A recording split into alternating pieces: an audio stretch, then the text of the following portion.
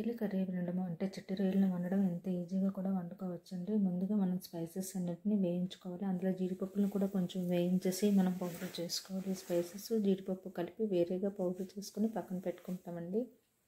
వేరొక పాత్రలో అయితే ఉల్లిపాయలు, కరివేపాకు, పచ్చిమిర్చి అన్నీ కలిపి మనము ఆనియన్స్ అన్నీ కలిపేసి మనము వేయించుకుంటాము.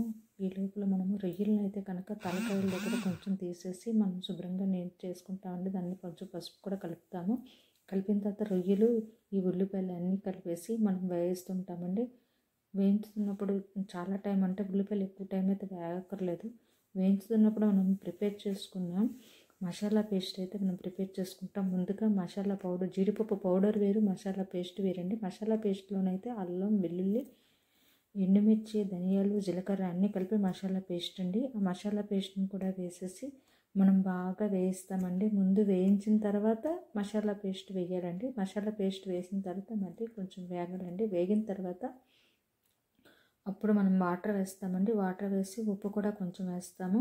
అంతవరకు ఉప్పు అయితే వేయమండి. వాటర్ వేసాక ఉప్పు వేస్తామండి. ఉప్పు వేసిన తర్వాత కొత్తిమీర కూడా వేసేసి మనం చాలాసేపు సిమ్లో ఉడికిస్తామండి. ఉడికించిన తర్వాత కొంచెం మసాలా గుండ వేస్తే వేయచ్చు, లేకపోతే లేదండి. నేనైతే మసాలా గుండ వేయలేదండి. ఎందుకంటే జీడిపప్పు స్పైసెస్ కలిపి పౌడర్ చేసుకున్నాను కదండి, ఆ పౌడర్ని అందులో వేసానండి.